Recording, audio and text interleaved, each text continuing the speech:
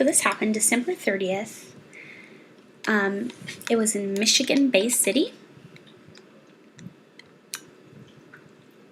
There's a man named William J.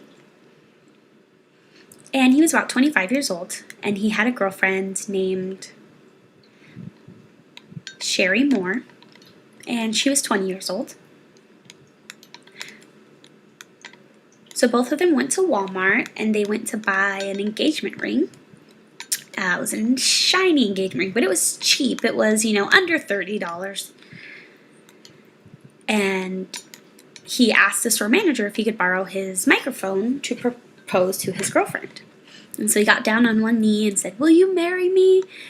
And she said, "Yes, yes, of course." And all the people that were shopping, they were congratulating them and, cheering on.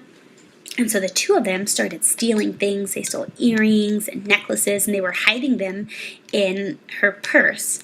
And the two of them left for the store. And later, when they checked the security cameras, they were caught.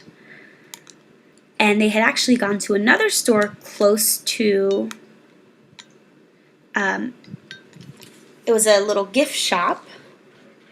And they were stealing things there again. And I think altogether they stole about $80. And they were walking out of the store. And someone tried to catch them. And someone had said, "Oh, the man is over there in the food court."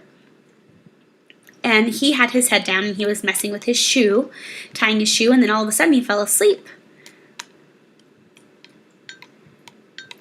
And when he woke up, he said, "Oh, it's not my fault. I recently went to the hospital and they gave me a medicine